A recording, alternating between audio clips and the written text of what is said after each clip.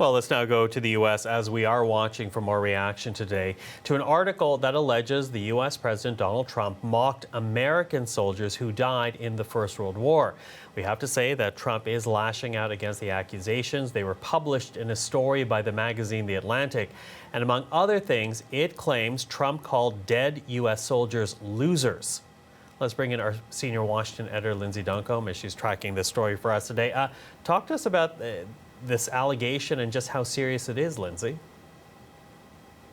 Well, what it means is that there are unnamed military officials that are spilling these conversations and secrets to the Atlantic at a time when Donald Trump is counting on getting the military support for his re-election bid. Some of these allegations go back to 2018. You might remember that Donald Trump at that time was supposed to go to a military cemetery outside Paris. He was in France and honor the war dead, particularly more than 1,800 Marines who died in battle in the First World War. That didn't happen, and at the time, the reason Trump didn't go was said to be because of security reasons and bad weather.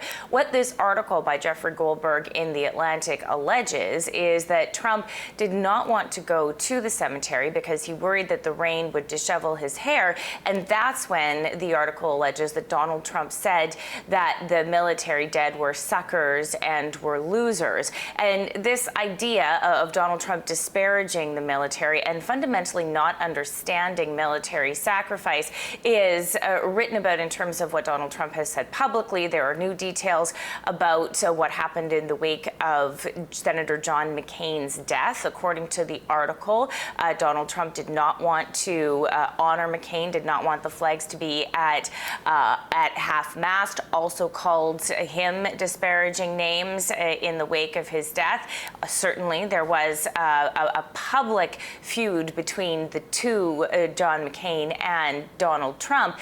But these are serious allegations in a country that values the military profoundly, and it's getting a lot of reaction here in Washington this morning. Yeah, among the reaction from Donald Trump himself. So what's he saying?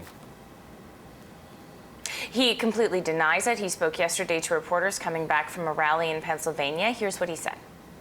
It's a disgrace that a magazine is able to write it, and anybody that, if they really exist, if people really exist that would have said that, they're lowlifes and they're liars.